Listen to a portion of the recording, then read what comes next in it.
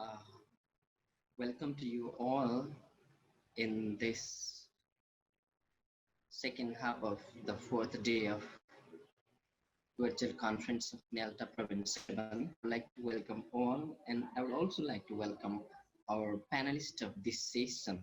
Today's session is all about the reading pedagogy. It is a special topic because the reading culture is not so much dominant all around. Maximum, and we feel that the people either they focus on the textbook reading, or they feel that reading just mean textbook, or they also feel reading means just getting the ideas in these jobs.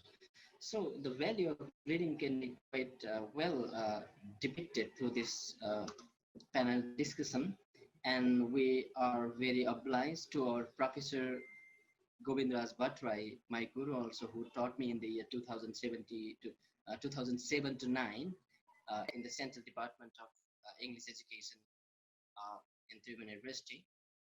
Let me introduce Professor Govind Bhattrai. He is a novelist, essayist, literary critic, linguist, and translation consultant.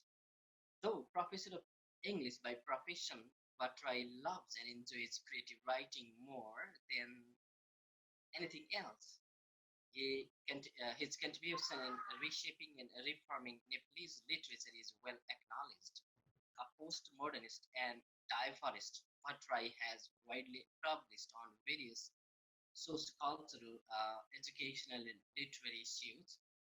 Bhattrai's career as a creative writer began when he was in early 20s with his first work, Mughlan, in 1975.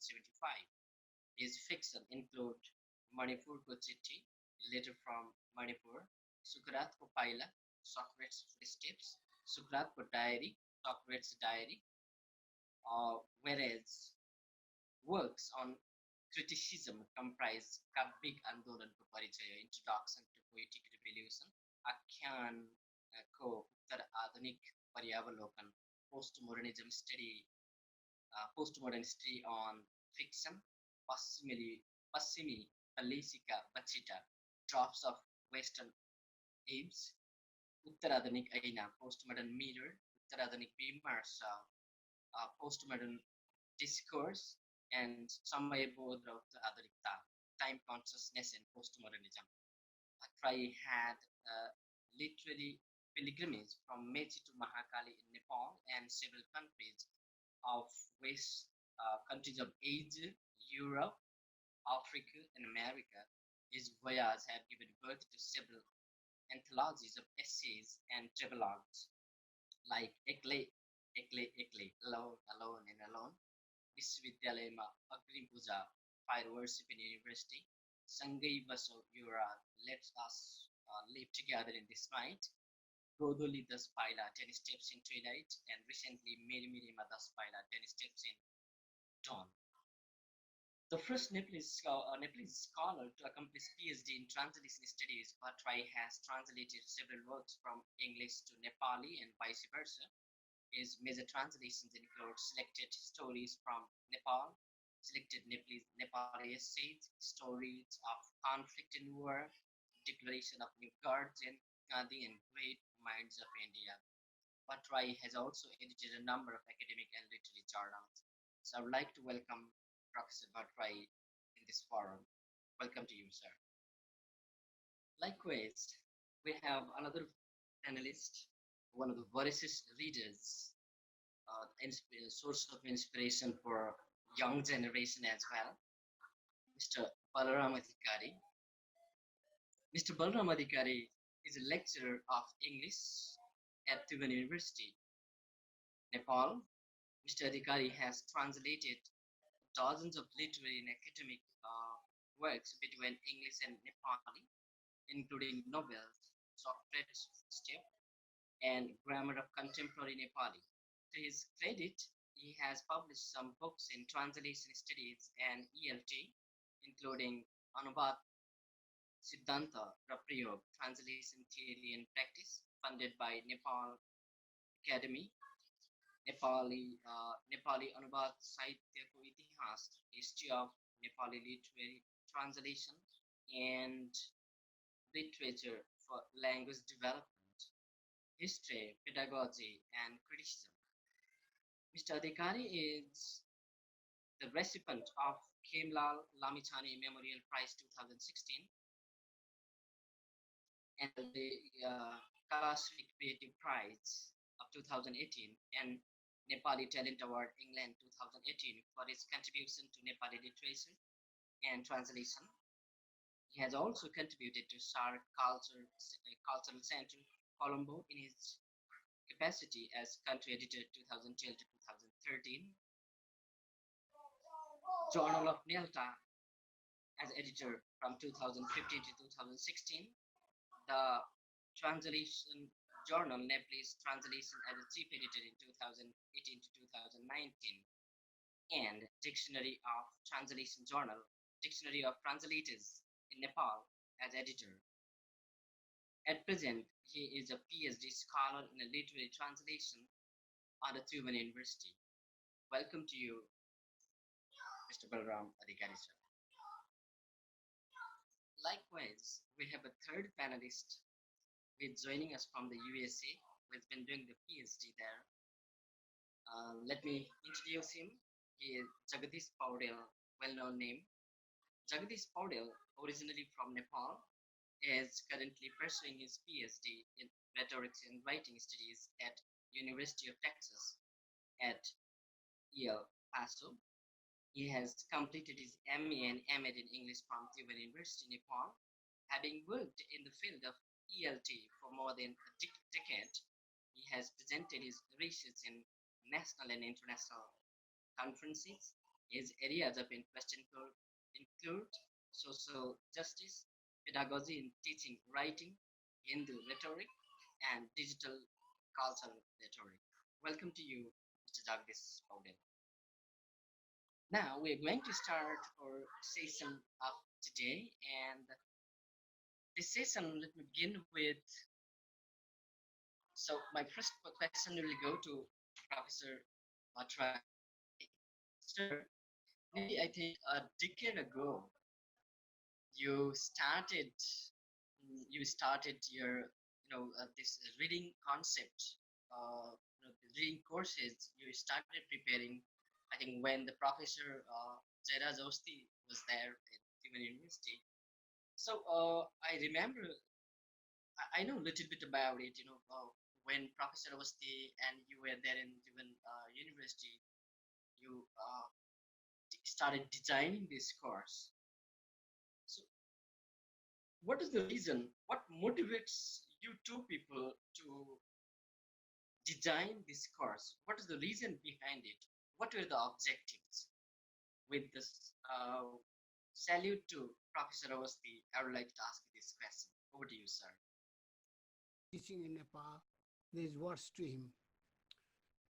And secondly, it was under Jaira Sir's leadership that we all made a team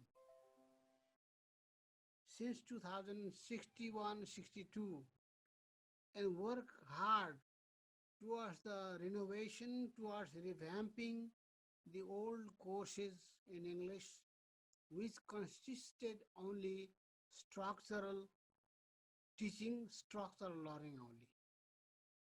And we had a belief that unless you have a good reading material, supportive reading material, creative reading material, no other things will help improve students' life, career, imagination, and everything, and power. Therefore, it was a total overhauling from B.Ed first year to M.Ed.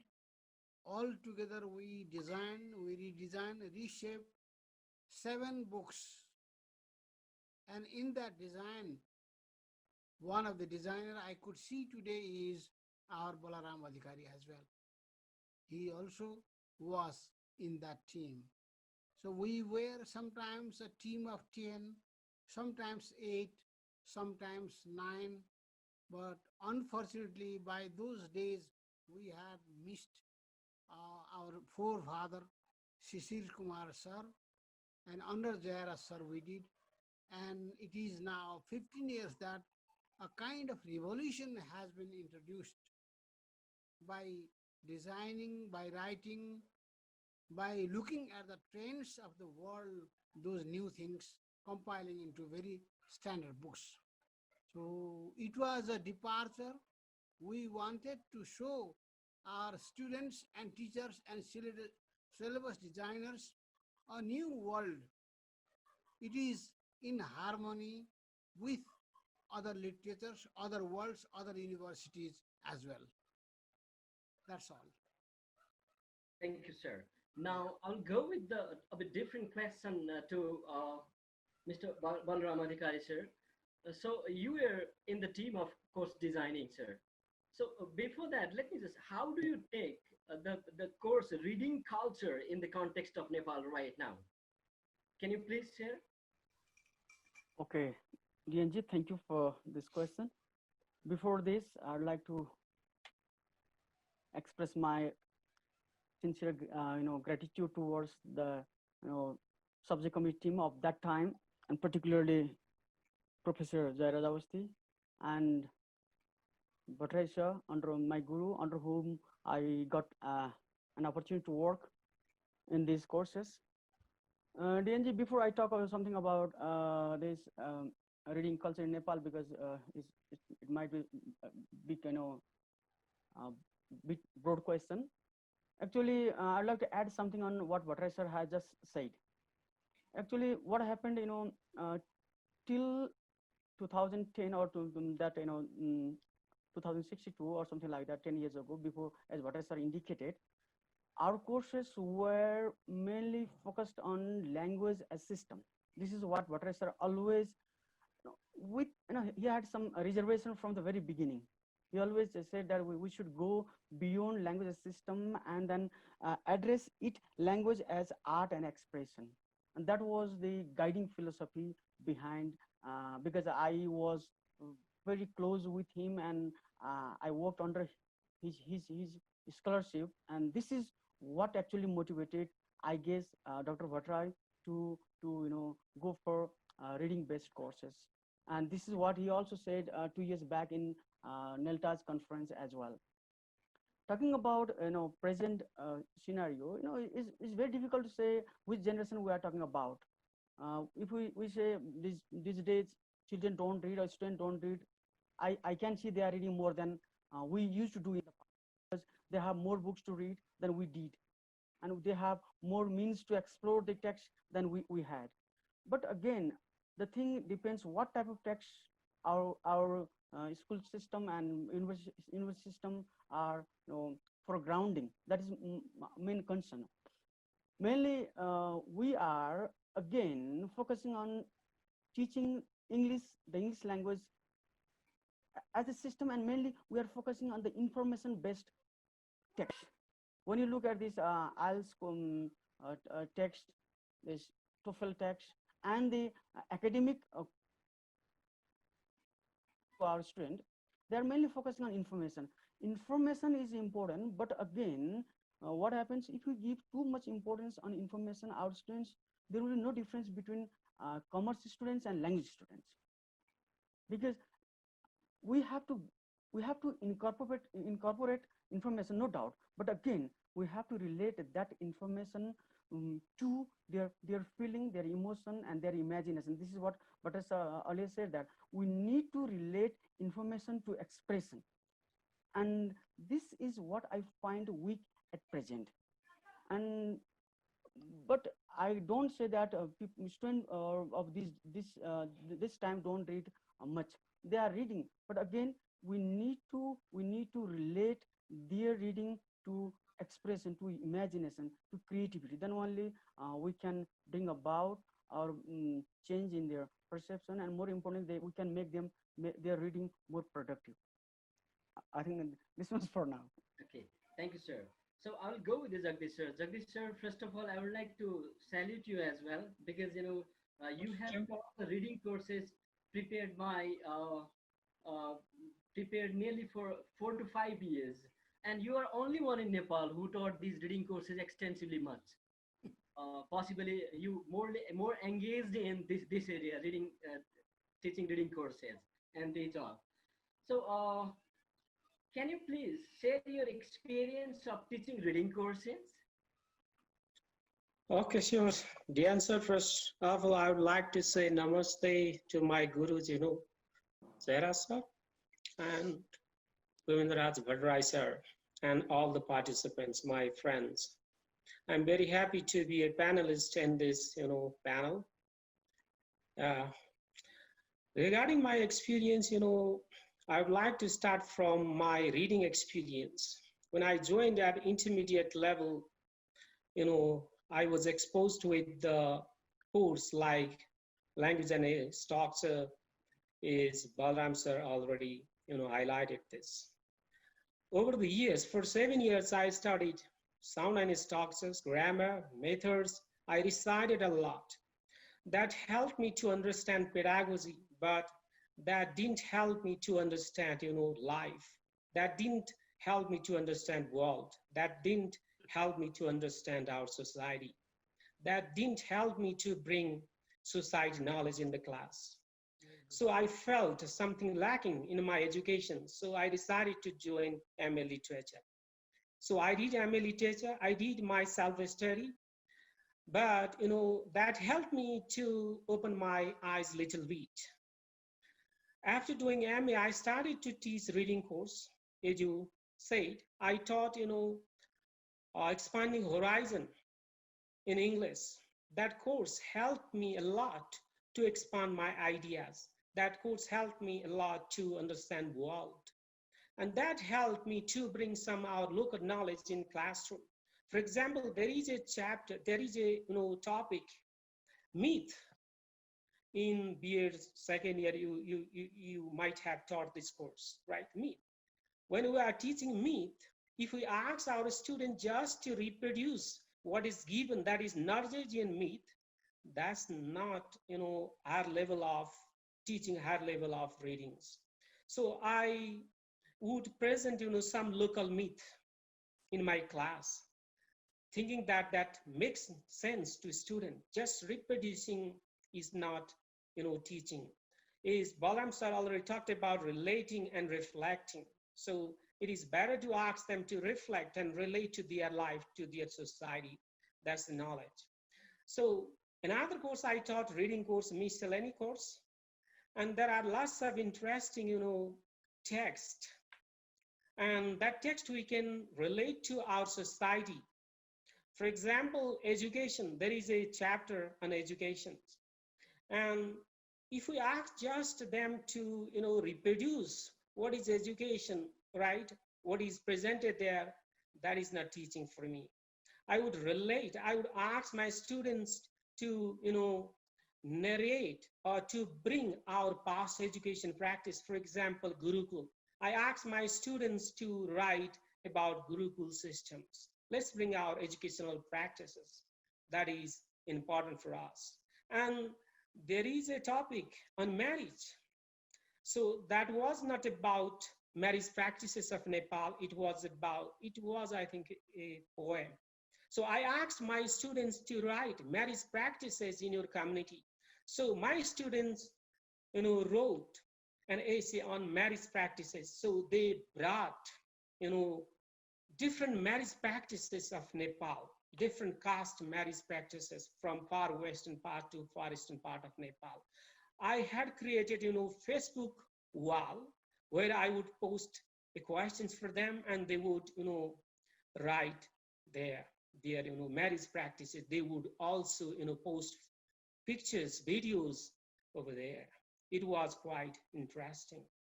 Similarly, there is a topic, village in Samoa. Samoa village lies in US. If we ask our students just to reproduce about Samoa village, that's not teaching. I ask them, to describe your own village. I ask them to examine women condition of your village. What is their daily activity? How they pass their life? So I ask them to compare and contrast. I ask them to relate, to their life. So I did like that, my teaching, reading teaching. This much for now. Thank BNG. you. Thank you so much, Jagdish sir. Now I'll go to Professor Bhattrai. Sir, what is the underlying philosophy? What is the underlying philosophy behind these reading courses? Can you please say? That's great. Why? All our team were convinced, and I was very highly convinced because I had been practicing this thing for the past 15, 20, or 30 years in those days. So, reading, I remember a quote, an expression by Rene Descartes. Rene Descartes is the father of modern philosophy, French philosopher. He has said, the reading of all good books is like a conversation with the finest minds of the past centuries. So, where do you get those dead people with great minds? In those books only. So, reading is most essential. And also, the great thinker Joseph Edison, American, he said, reading is to the mind what exercise is to the body. So your mind will not be developed, will not be furnished and flourished, updated or widened unless you have reading. But reading is a kind of selective work. Long way back, 500 years ago, 600, Sir Francis Bacon left has spoken already in an epigrammatic form. Reading makes a man perfect, also woman. Reading makes human beings perfect. So without reading, we cannot perfect our students. We cannot perfect our teachers as well. This philosophy worked to motivate us. And once more, but reading is a selective work, the best writing, the best books, not the ordinary textbooks only, not the grammar books only, not the dictionaries and other kinds of rote learning books. For pleasure, for emotion, for kinds of fantasy, for arousing a kind of pleasure and leaving them, taking them to a different world, imaginative world, kind of. So Roald Dahl, one of the greatest writers of the 20th century, I visited his residence in London last year. Most widely read scholar, children's writer Roald Dahl, he has said, so please, oh please, we beg, we pray, go, throw your TV set away, and in its place, you can install a lovely bookshelf on the wall. So bookshelf, for every house, for every parents, one bookshelf. Those mechanical gadgets no longer needed. We need bookshelves. No magazines, no newspapers, no other tools, just books, great books, lasting books, books of great values. And by the way, I'll tell you later on about the techniques also.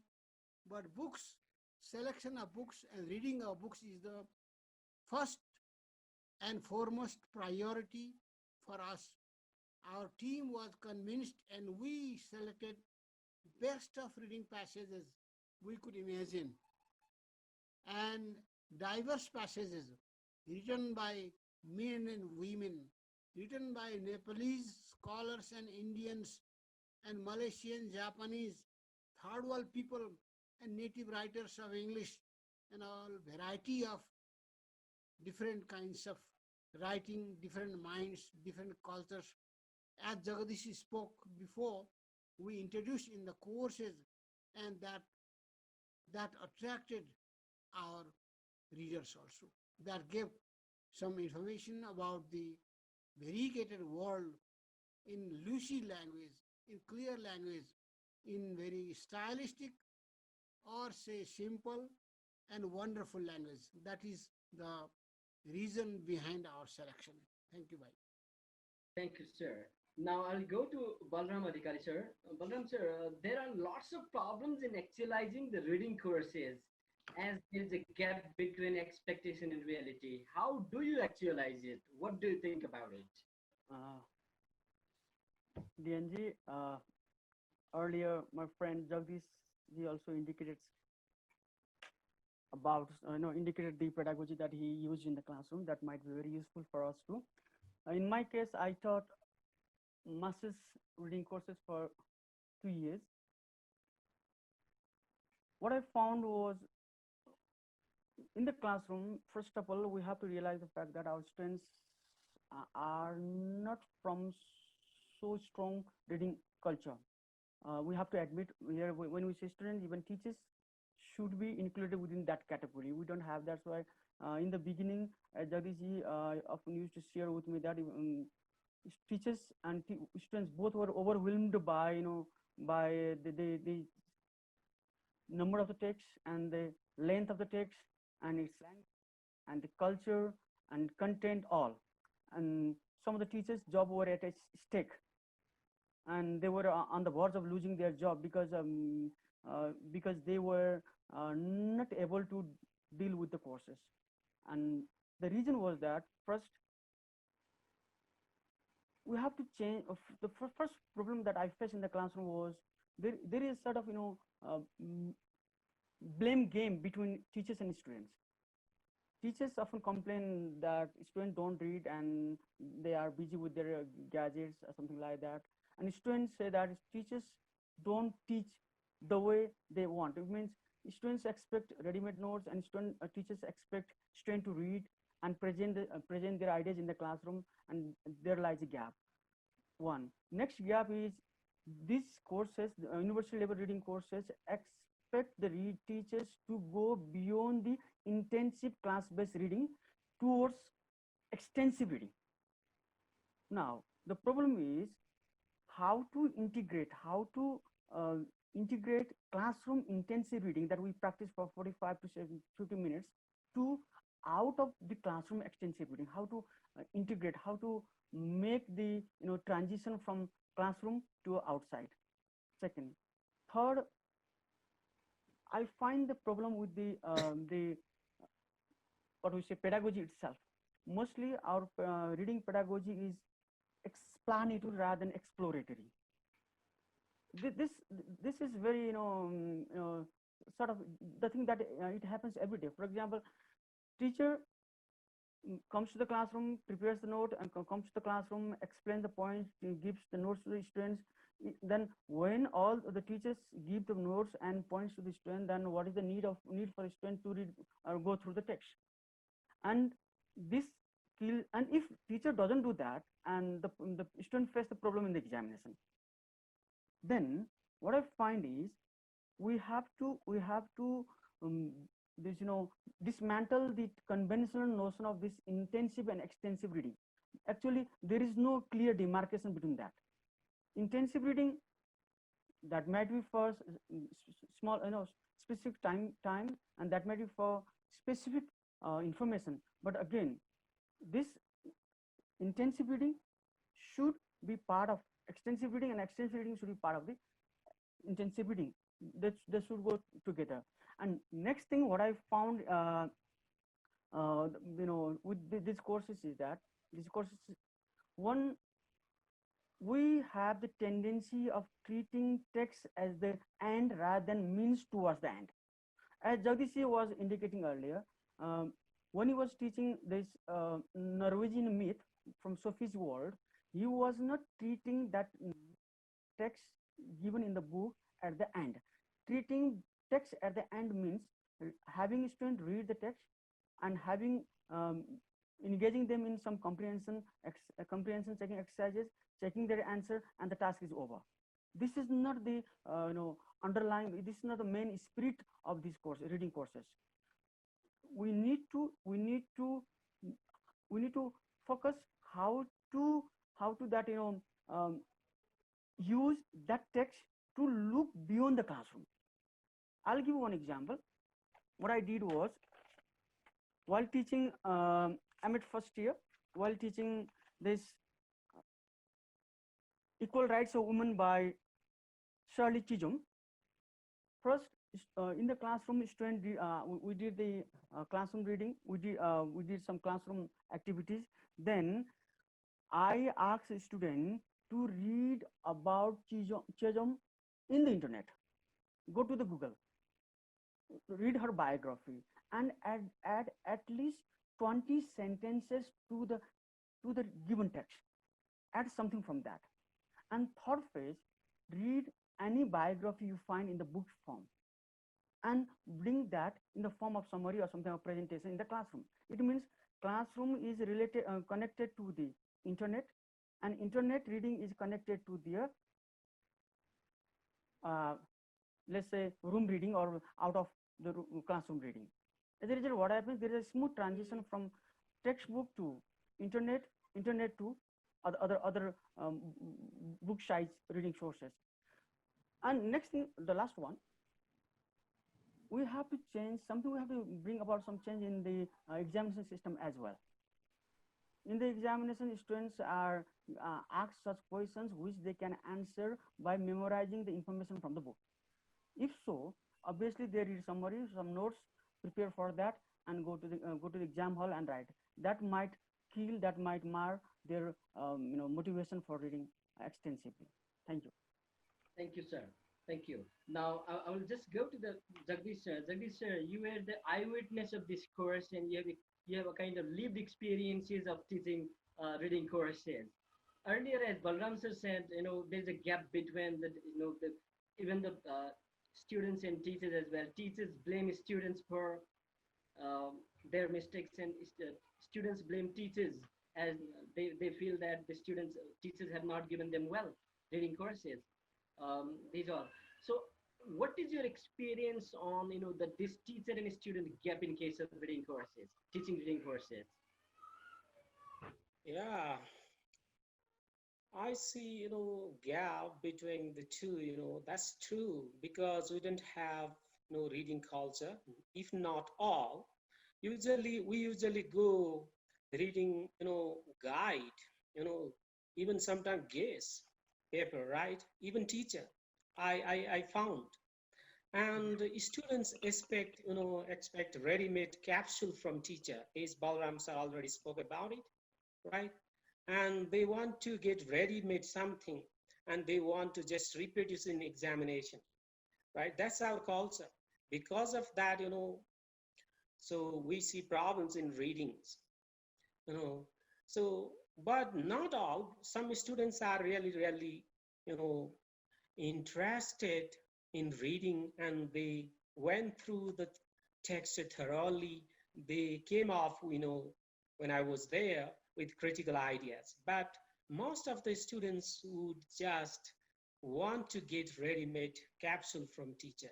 And teacher would also, take some notes from guides, right?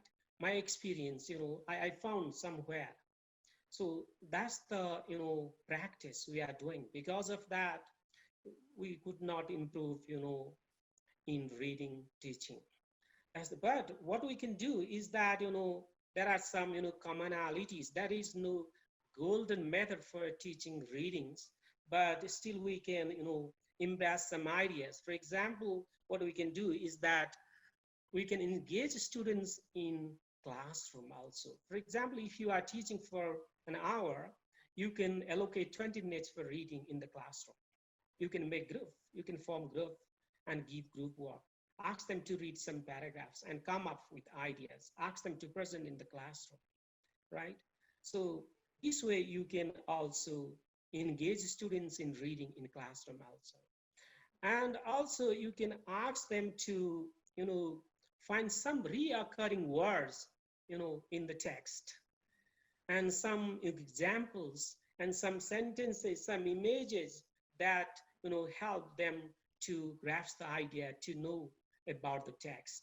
Similarly, as Balram sir already spoke about it, we can ask them to go through, historical context when it was created, who created it, who composed it. By this, student help that helps them to know about the text, historicity of the text, sociocultural context of the text, because text cannot, go beyond the society.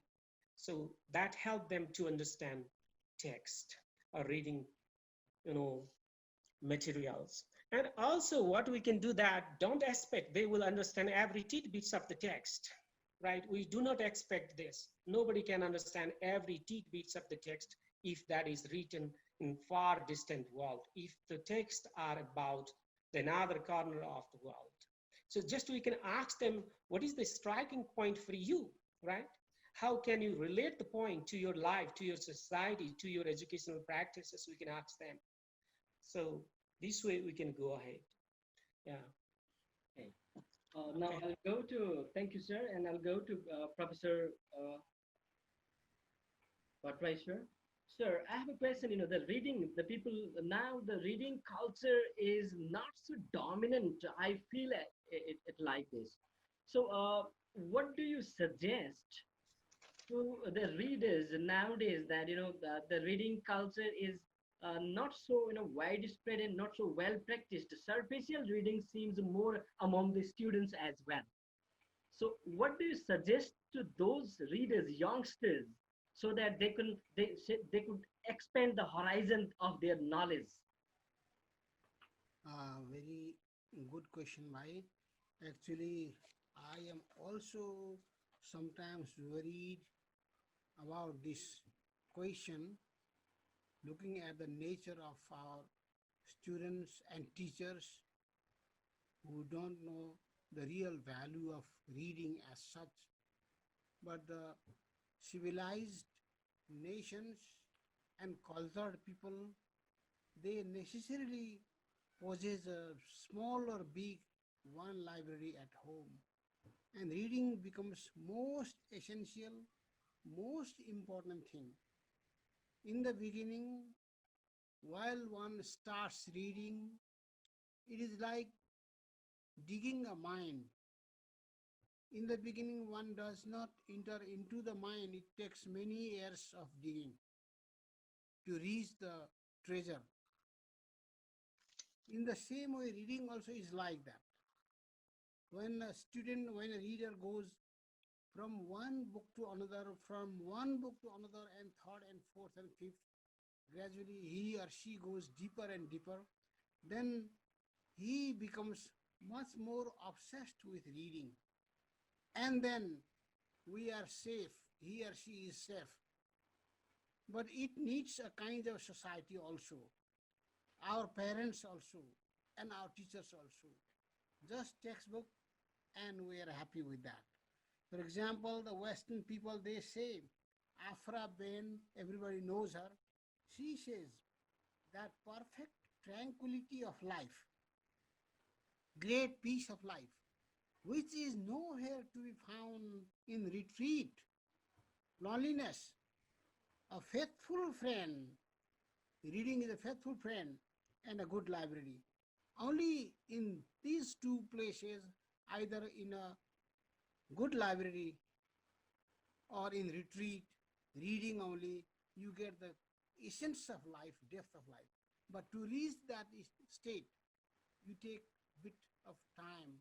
And our society is not that developed. People are not that kind of furnished. And Rania, for example, Rainer Maria Milke, a great German writer and scholar of the world, ah, how good it is to be among people who are reading. So reading people are appreciated there. Therefore, they read, the Western people, otherwise even the Eastern people also, they read. Here they read and there they read and everywhere they read. For example, David Levithan says, luckily I always travel with a book just in case I have to wait online for Santa or some such inconveniences. So they read all the time. Let us remember Einstein. Einstein has four focused, such a great scientist of the world, he has focused nothing but reading only. Somebody who only reads newspapers and at the best books of contemporary authors looks to me like an extremely nearsighted person. आँखा कमजोर भएको मान्छे. If you read newspaper and are happy, if you call newspaper reading, magazine reading or reading, then you are short-sighted. Who scorns eyeglasses? See, he is completely dependent on the prejudices and fashion of his time. So we need great books, standard books. Since he never gets to see or hear anything else, so reading or seeing far away means reading greater books, and that patience the students we have to cultivate gradually. Gradually, children are made readers on the laps of their parents. Our parents do not have libraries, not bookshelves. These are limited to the backs of their children or the students. So you need to start a small library, small shelf of books, 5 or 10 or 15 or 100 or 200 or 500. And gradually, they should be encouraged to read those books only. Because reading brings us unknown friends. They should realize. So it is the matter of interest by giving such books as interest the reader, by encouraging them to read such books as encourage them. This is Balzac's expression, great French writer. Reading brings us unknown friends. When our students also meet such great friends of the world, they will forget other things and go to books only. David Thoreau has said, read the best books first. Read the best books first, or you may not have a chance to read them at all. When you grow older, when you get married, when you join a job, and when you start earning money, and you will follow the devil, and you will run up to the deathbed without looking at the great books of the great world. So therefore, forget the devils and read books, because the greatest French writer, Victor Hugo, has said, to learn to read is to light a fire. We should convince our parents, convince our teachers. There is a fault with teachers also. They don't know the value of reading. In the beginning, they may not understand. They may not get the juice. The fruit is not ripe. When the fruit gets ripen, and when you get the smell, sweet smell of it, and we taste of it, then they will not forget. To learn to read is to light a fire. Every syllable that is spelled out is a spark. See, with this belief, with this great honor, with the great value on reading, one should start. It is not a mechanical work. It doesn't pay in the beginning. To satisfy one's soul and heart, one should read and convince our learners to read. I would like to quote Napoleon Bonaparte before I stop in this discussion. Not in the whole, in the series. Show me a family of readers. Show me a family of readers, and I will show you the people who move the world. If you are a great writer, great thinker, great politician, then you can move the world. But you have to read. By reading only, those things are furnished or made perfect. Even Napoleon Bonaparte said so. So in Nepal also you can find, if you find any thinker, any scholar, any successful man, not like the politicians of the present time, they are good readers and great readers. We have to show the far shining stars to our students, first of all. Thank you. Thank you, sir. So I have another question. Can you hear me? Yes. Yes, please. So I have a question to Balram Adhikari, sir. As you change. said earlier, also, I too have felt that many students lack reading background. Teachers say students do not read, and students say teachers do not provide the clear methodological outlines or framework for their students. How do you evaluate this blame, and how can we overcome it? DNG, first of all, I think we have to change our perception of what a reading text is. Mainly, what I've felt is we read for information or sometimes for some specific language expressions, and then we keep that text aside. But what I think is a text, reading text, particularly literary text, or the type of text that Bhattrai sir is talking about, it is a multifaceted entity.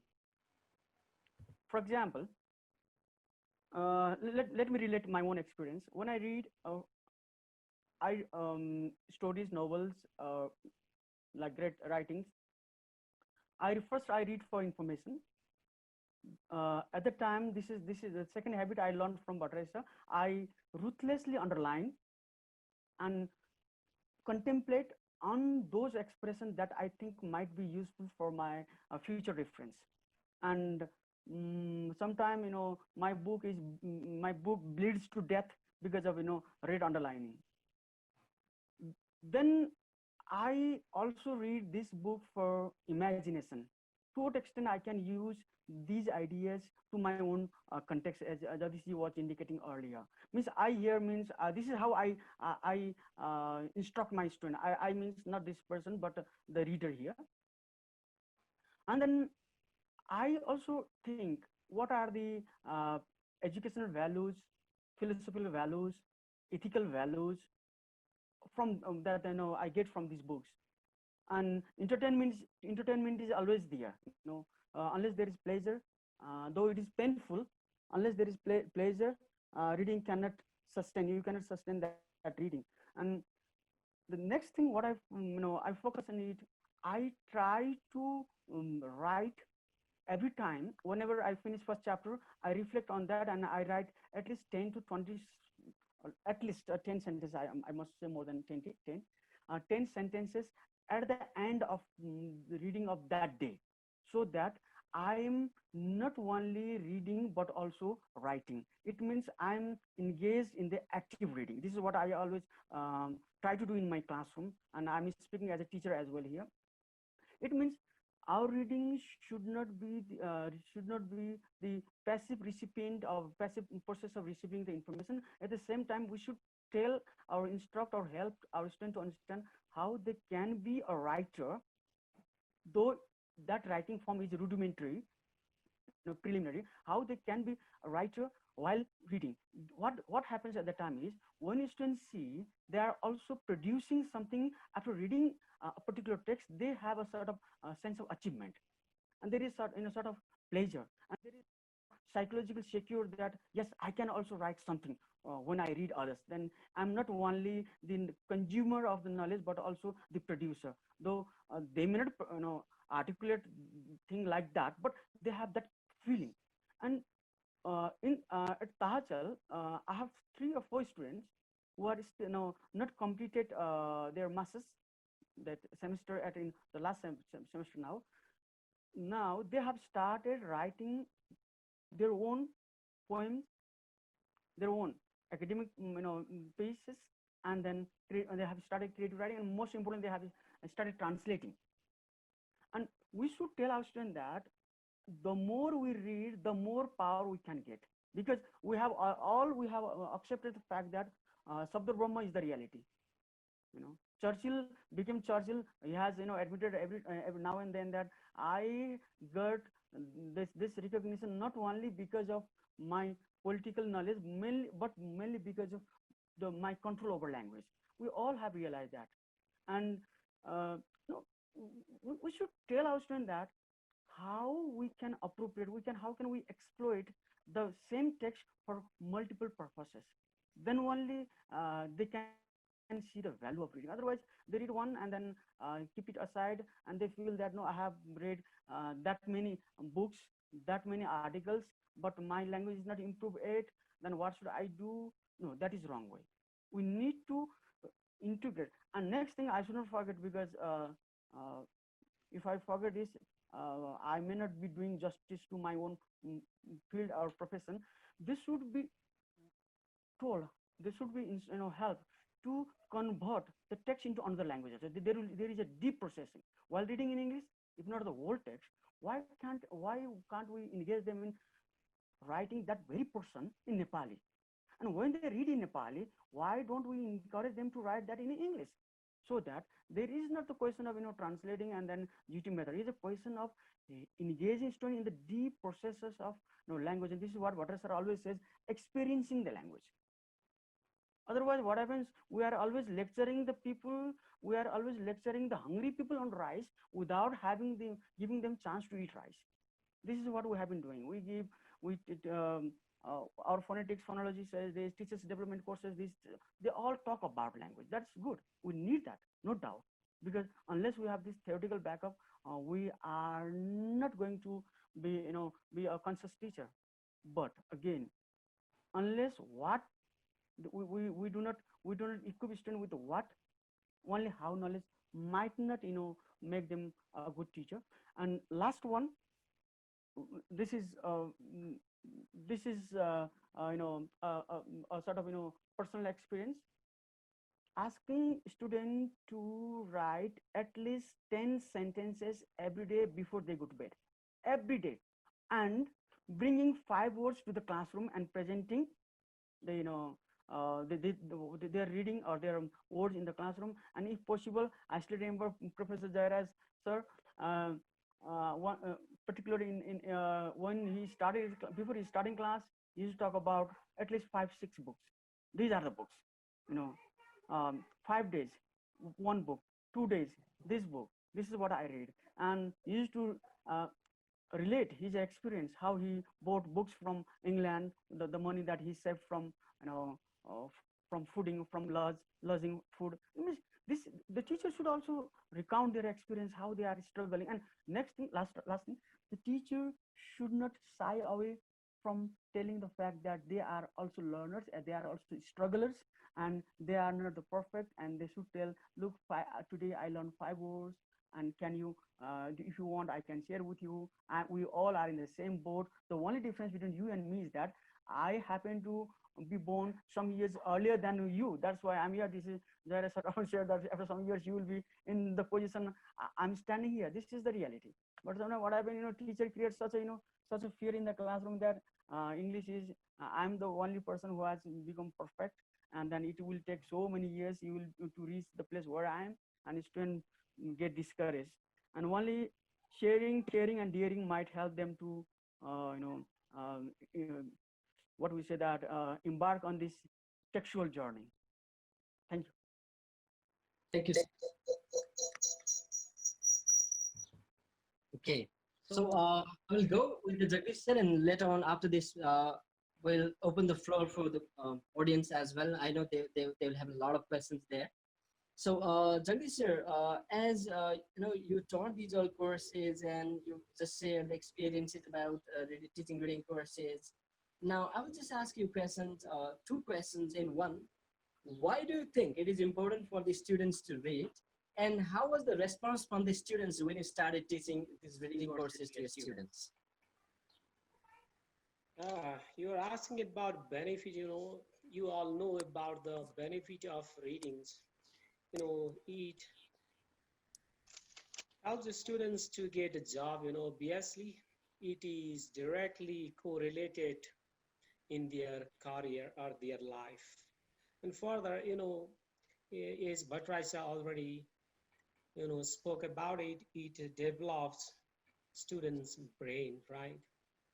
And it is food for thought. If you have readings, if you read lots of reading, wide range of reading, different kinds of readings, then you will be very good at argument. You can argue your point whenever or wherever you are, right? You will be very good at arguing. So the lots of benefit of reading, I shouldn't tell this much. And students' response, you are talking about students' response because of their habit, most of the students don't have habit of reading, as I already indicated, right? They just wanted to have ready-made food, you know, that's why they frequently complain if somebody, doesn't give note, to them, then they complain, they grumble, you know. So this is the response I would get from students. So the, I see, not on the, I see fault not on their part. I see fault on our pedagogy. Because of that, such kinds of, problems we usually face. Yeah.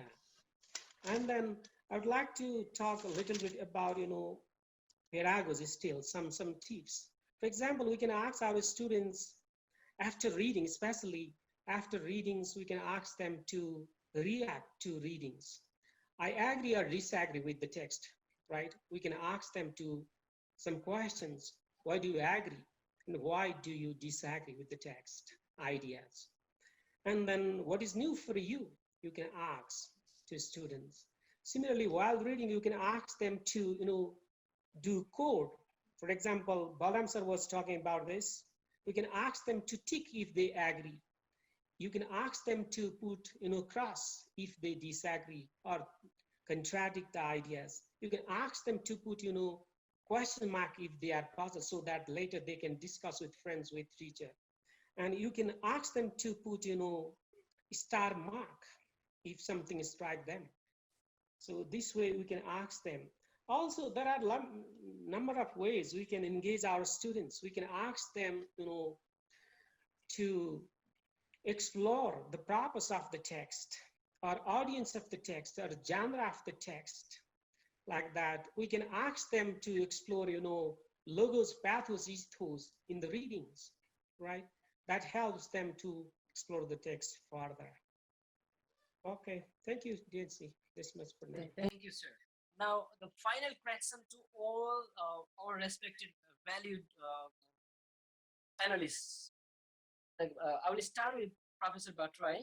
The question is, sir, what type of books do you recommend to read the readers? And we say that reading is for English improvement, but we seem to experience the text mess. What is your view on it? Two questions together. Now, let us forget all the problem sides, negative sides, and we take for granted that we are prepared, we are ready to read and make our students read. And we are convinced to establish gradually a reading culture in our society. If the teacher does not help, nobody will visit their villages or houses and convince the parents to buy the books and make a small sell or supply the books. So there are two things. One is desire. Desire to read is very essential. The teacher should show them, convince them by showing the books or by making them read books, even if they don't understand, let it be for the time being. They will join the race gradually. Some fast runners will go ahead. One thing. Secondly, there is technique. In technique also there are different books and different ideas. Let us follow the technique idea also. Some experts say good books only. There are start 15 minutes a day, 300 words per minute, and million and a half words in 1 year, 20 books altogether. This is rough calculation if one spends 50 minutes a day on. So how you afford to buy books, how to manage, how to provide, how to teach, it's a different thing. But there should be desire and technique. And I remember one quotation and would like to recite now. Jorge, qui Borges, one of the most famous South American, Latin American scholar, writer, thinker. I have always imagined that paradise will be a kind of library. So he has imagined library and paradise are same. You have to create this slogan right at your school doors and give students or children to write this and put in their homeworks, in their bed also, and convince them once more at least. I'd like to tell you that the textbooks are not primary. These are secondary. Primary thing is the books, luring books, interesting books that lie outside. And we'll add one more point as Balram says, reading and writing should go together. But we do not tax heavily in the beginning. We don't make things taxing in the beginning. Just luring, inspiring, encouraging, gradually lead them into the darker world of mind. Slowly it will illuminate and they will see a different world and they will get lost in the long run. They will find treasures and jewels in the long run. Thank you very much. Thank you, sir. And now I'll go to Balram, sir. It is my final question to you. You know, the reading can develop the sense and sensibility both. What is the difference between sense and sensibility, and how reading can develop it, foster it? Okay, thank you. Sir. Actually, this is what I every day feel that when you read, I'm reading Bhattrai sir's gift, second time search warrant. It's my second time reading. Why? Now that I can relate, I will relate it to this book reading. Renji, first, when you say sensitivity, reading activates sensitivity means sense activity. Means once you read, this is the difference between reading informative text and expressive text. When we read in expressive text, literary text, then we can sense, we can visualize, we can even smell. Yeah, means all the senses are activated, and this actually addresses the contemporary multi-mode, multi-sensory approach to teaching language or other subject as well. Means when I read, I can feel it in my, I feel it in my skin actually. Sometimes we weep, sometimes we laugh. No, sitting being in solitude and we are laughing means you are interacting with the book. It means we are interacting with the book the way we are interacting with the person, and when we are interacting with the person, all these senses are activated. This is what I feel. Reading sensitivity means activating all the senses through words. One, and sensibility means ability to make the senses, or ability to make sense here. Sense means meaning through words. There is it is always based on the transparency principle, that there is a particular a specific information. You read that, you find that, and then you are satisfied with it. But with the the text with the aesthetic values, you find so many layers of meanings. As a result, what happens is your ability to make sense activates. It becomes active, and it becomes stronger and stronger every day. As a result, student can generate so many meanings from the single linguistic stimuli, or the stimulus, or that single expression. It means exposing students to, or readers to, the highly aesthetic text means engaging them in sensibility and sensibility at the same time. This is what I have understood about these two words. Okay, sir. Thank you. Now, final question to Jagdish sir, and then I will just move to the participants' questions. The question is, Jagdish sir, now, you have made a history also in course of teaching reading courses. Younger scholar who has been doing PhD in USA and had taught reading courses, extensive reading courses more. So what is your suggestions to the youngsters for reading extensively? Ah, I think Bhattrai sir and Balram sir already spoke about it.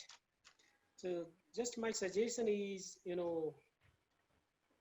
ask your students to read text, make them to read, and also ask them to write. When they read, ask them to write, ask them to reflect, ask them to relate to their life.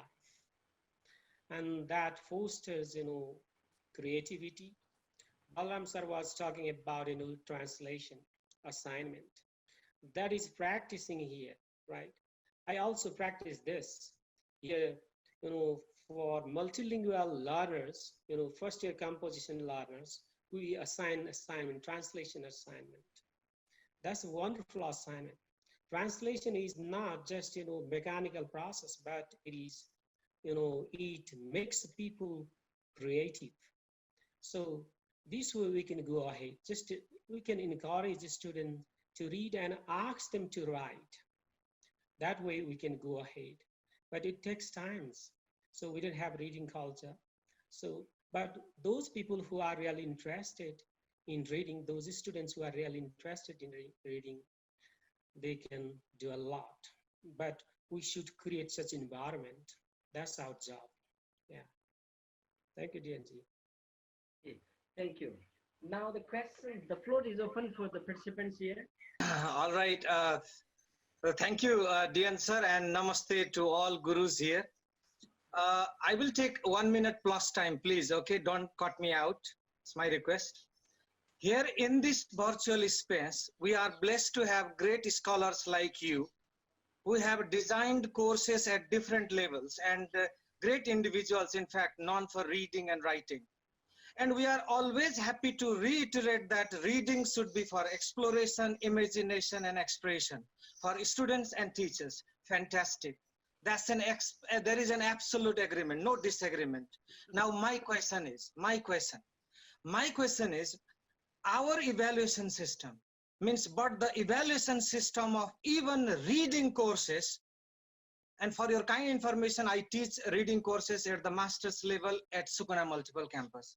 Even the reading courses, to a large extent, still focuses hugely on explanation and memorization of information. Now, my worry is, if you could revamp, redesign reading courses, could take a departure in incorporating wide range of reading, why didn't you fight for deconstructing our examination system so that teachers and students would not only enjoy reading, but also employ their critical and creative insight, their inputs into their examination system? At least for, sir, my humble, query is, at least for the reading courses, why didn't you fight for redesigning the evaluation system for the reading courses? Suppose we have a text, diaspora. We ask questions, what is diaspora? What are the 4 phases of diaspora? Fine, there is nothing wrong in asking such questions. But why don't we give a paragraph and ask a student to explore diasporic elements in that paragraph? If we talk about, exploration and these all. So that is where I think we need to focus more on it.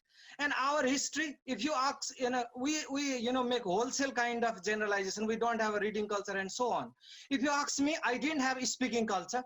I didn't have, listening culture. If I had anything as a language learner, I had reading culture. I read, and whatever English that I'm using to make an argument with such great scholars in this screen is because of my reading. So let us not go with a wholesale kind of generalization. If we really fight for a genuine reading course, and if we really look for, having great, reading teachers and students in future, why not fight for our evaluation system? My question is specifically for those who have written a lot, read a lot, and are great examples to many across the country. Thank you. Okay, I think this question first Professor Bhattrai will answer and then others. It's very, very encouraging question itself.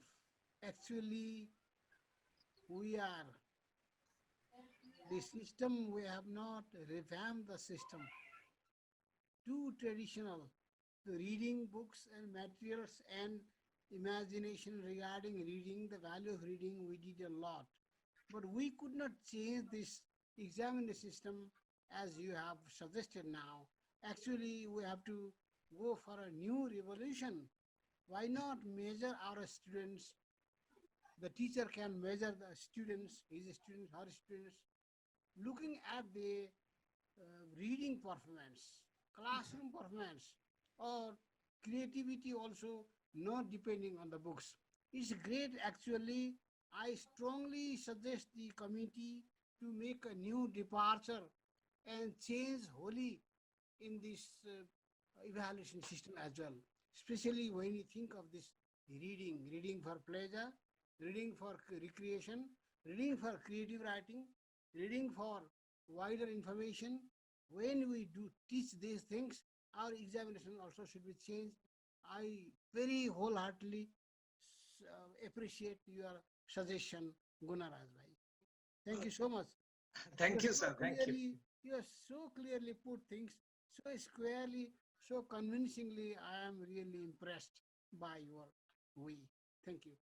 Thank you, sir. Okay, Balram sir. Gunnar sir, Balram sir, I would expect a little more input into this question, because I also can see, you write a lot of things about reading and writing. So I hope you will also shed a little more light on my Your question. question will get special attention. Now Yeah. I have written in my mind and heart also, because it is a Thank, time we have to rethink.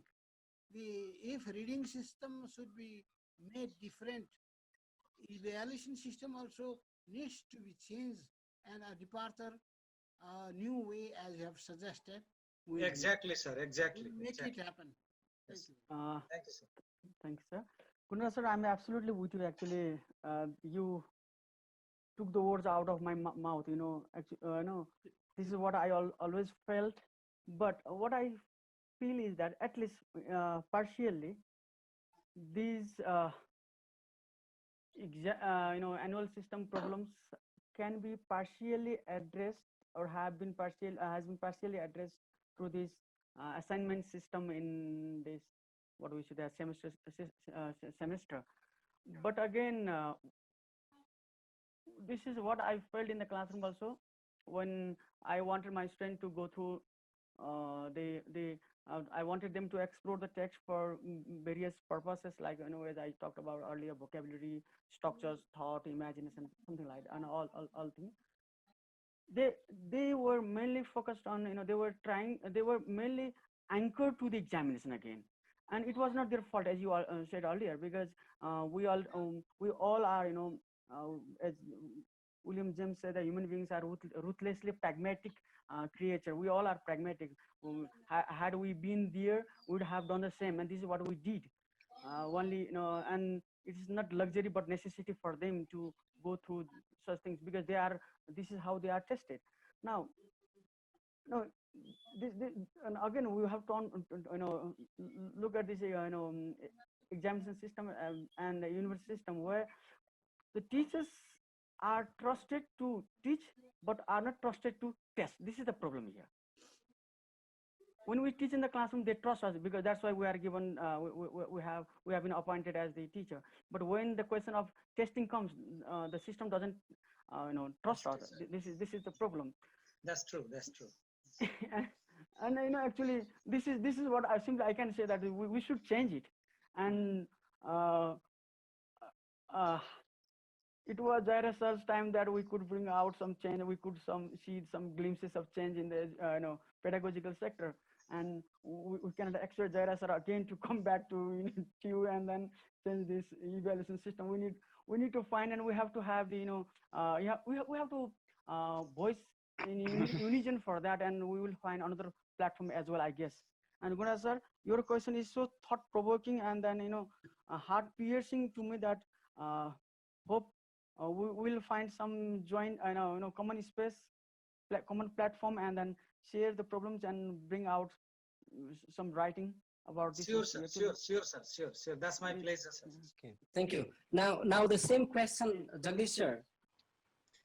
Yeah, what I was thinking to, answer, Balram sir already, spoke about it, So I don't have much to say about it. So in comparison to annual systems, we have assignment system. Still, there is a room to practice this. 40% assignment, you can do practice. So this is the way we can little bit practice. But to change is completely to deconstruct it. We should move. We should run companion, right? Collective effort is required to change it. So the power, the peoples who hold power, they want to, go with the traditional practice. They don't want to change the practice. So for this, we need to do collective practice. Let's go through collectively. Probably we can change in future, let's hope. But let's practice what is given to us through, internal assignment right now. Yeah. Thank you. Yes, sir. please. Namaste to you all, my guru and participants. I'm LV Bora from Bajang. Well, I like the presentation of three presenters very much, and I appreciate to all of you also. So regarding the reading, what my thought is that with respect to the rural area, I am being the teacher from the rural area, and I am raising some of the issues about the reading from the rural territory as well. So here, what I experience that most of the students, they do not buy the books. Even if in the library, in what we call that is the bookshops, there are no books. Just as the examination come nearby, they buy the guest paper, guide, or so on. And just 2-3 days before, there are fairly, mostly the students are irregular also, especially in the where there is the annual system. In semester system, like Forest University just has launched the semester system. Their students are regular and then buy somehow books. But in the annual system, most of the students in the rural area, neither most of the students attend in the classroom, nor they buy the books and then read.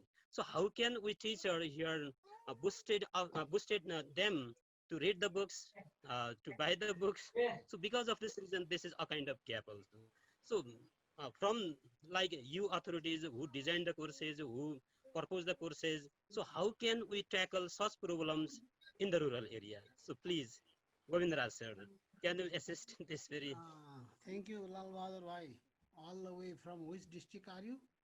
Bajang, from Bajang, Yeah, sir? that's great. Actually, we are thinking of and planning and speaking with an ideal standard in mind, with kind of world trend in mind. And it is, we could not bring all the individual problems and exceptions in our mind. All difficulty, it is in our mind as well. I also hail from a very far away, distant hill of the east, I know. But then, we have to speak at least in the beginning what is the ideal thing, what is the ideal situation, most probable ideal situation, and which you cannot reach perhaps because in distant areas it is long way from now in time and space both. So my suggestion is the teacher just he can or she can try only. Just try only because there should be small bookshelf with the teacher himself herself should borrow books or buy books or donate books or convince your students give one or two books, something like that. In small scale, you can work hard and you can convince your students. Because in my time also, in the high hills of the east, the teachers used to bring some books, one or two books from Darjeeling, the beautiful classics or small children's books from Darjeeling. And they used to give one book to the whole class like that. And that lured me, that inspired me. In my school later in Japa, There was a small school library that inspired us in such a way that made me a writer later on. Therefore, you don't know in which mind will catch fire, which mind will be lit properly, will be enlightened. So you just try, because it is difficult, I know. You are working in a difficult situation, I know. I have Yeah. sympathy with you, but we have to speak an ideal situation. That's all. Contact me later on But, also. If you are mm, establishing a library, founding a library, I can donate, I can contribute some books to you. That's all. so here my query is that, please, sir, in rural area, most of the campuses are community based, I see. and they only the such campus authority want that as many as students they would come, Mhm. whether they are regular or irregular. I But see. even if we try a lot, but how can we make them be regular in the classroom? This is so. If the university propose them for the sake of regularity, any tight and hard and fast rule for that, Oh, um, it is possible. yeah. But I don't think I face You, very much difficulty you here, are sir. Yeah. great fighters, fighting the problem with the problem to settle the problem, and you are feeling, you are experiencing. I think I don't have any reply, but we will see if we can make some small changes in the policy. We will see why, that's all. Thank you. Yeah, yeah. Thank you. Uh, Thank you. Thank you very much, sir. Thank you. Anything to say, Balram sir? No, actually, this is what we can say. Try until you die, but don't die. This is what we say. Okay, Jagadish sir. I don't have things to say, just we can convince our students, but we cannot do anything for that, This is happens, in life. Don't expect right, perfect, you know, these will change in future. It takes times. There is no hard and fast rule for that. So just be hopeful. Yeah. Okay, thank you, sir. Now, any other queries, please? Anyone? Dear sir, Yes, sir. I have a small query here. Please, please, please. First of all, thank you all the gurus for your insightful ideas on reading culture, and so on. I want to reflect my experience of teaching the text-oriented to reading, especially in bachelor's level. Regarding the course of reading, I also taught the courses at bachelor's level, especially for many years when these new texts were introduced by Tribhuvan University. Uh, the texts are large in number. We have to complete 70, 80 texts in a year, and our classes are disturbed because of various reasons. Uh, Many of the texts are very tough for the students to understand in terms of vocabulary, structures, meaning, contextualization, and so on. And especially to talk about the students of bachelor's level, B.Ed level, many of them are from very poor English background outside Kathmandu Valley, even in some colleges of Kathmandu Valley. So they have very poor English backgrounds. On the other hand, we need to complete the course for the final exam. So students expect every lesson to be explained, to be taught. But there are 70, 80 texts we have to finish. Classes do not run as specified by the syllabus or the course designer. We hardly teach for 150 periods. So in such situation, it's very difficult to achieve the goals. So in such situation, how can we achieve the curricular goals by conducting all the activities of reading, like pre-reading, while reading, reading to develop reading skills, teaching to develop reading skills, writing skills, critical thinking skills, various skills. So my personal opinion is, so wouldn't it be better to reduce the size of the course, to reduce the number of the lessons, so that we can conduct all the activities, almost all the activities of reading, pre-reading, while reading, post-reading, as well as reading, writing, and critical thinking activities, and we can really make the students able to read, to write, and think critically, so that our curricular goals can also be achieved. So especially this question is for Balram sir and Poudel sir. DNG, shall I? Yes, sir. Yes, please. Thank you, sir, for a lengthy question. Actually, your question itself is an answer to your, actually you have answered yourself, because what I feel is about the number of texts. This is what when we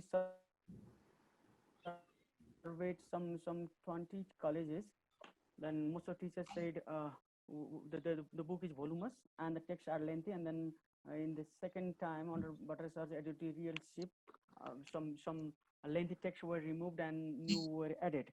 What I feel is, when we it's just for the sake of comparison, when we compare these reading texts with the text and courses from humanities, we are not putting our students under pressure. Actually, had we put that type of pressure at +2 level, they would not have faced this problem at bachelor's level. If we reduce the text like that at the bachelor's level, again they will feel a similar type of pressure at masters, and then without reading some 100 texts, they will go through university degree. That's why we need, rather than changing, reducing the number of texts. Bhattrai sir is not against, is not for reducing the number. I'm sure. Rather than reducing the number of the text, we should think of the another way of dealing with that text. How to address this constraint. My experience of dealing with master's degree course says that first year I had the same problem. Then next year, what I did, first I was fully prepared myself. First I read I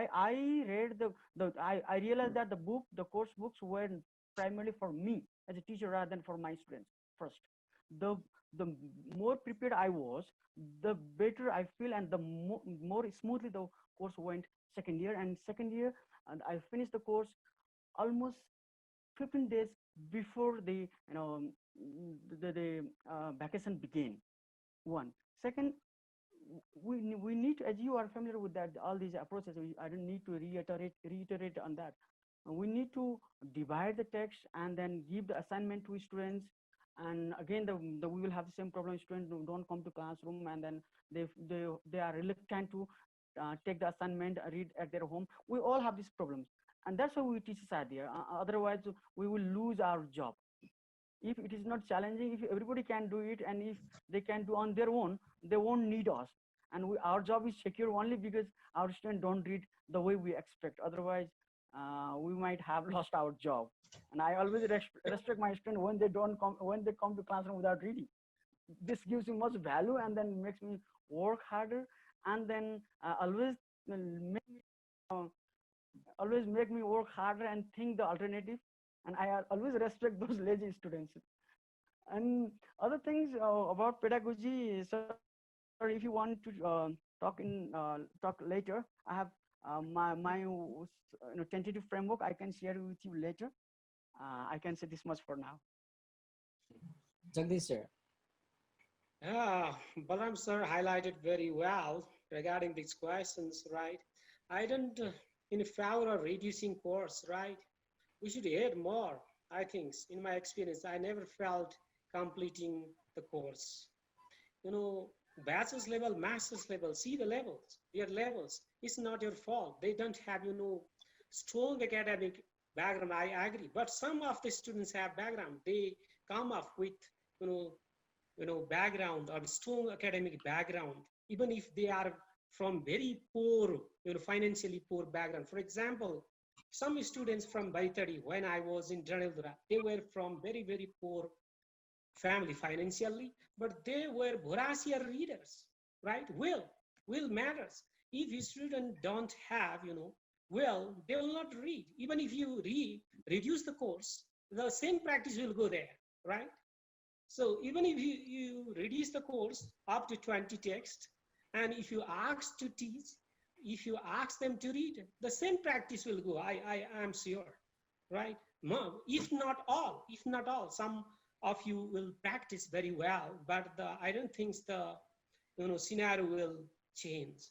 So I don't in favor of reducing course, because see the international scenario, and it will be injustice for the students, those who have already a good background, those who would like to read more, those who would like to explore. So social justice perspective we should look at. It will be injustice for them. If they go to international market, what will happen? They have very limited readings. So it's not your fault. It takes time to get change. It takes time. So let's, wait. Yeah. Thank you. Wow, what a panel discussion. I think this discussion has made a history in the context of Nepal today. And I would like to thank Professor Govind Bhattrai sir, Guru Balram Adhikar sir, and Jagadish Poudel sir from USA. I would like to thank Professor Bhattrai, Mr. Balram Adhikar, and Mr. Jagadish Poudel for being with us and sharing ideas on reading culture. We had a lot hot discussion on this issue.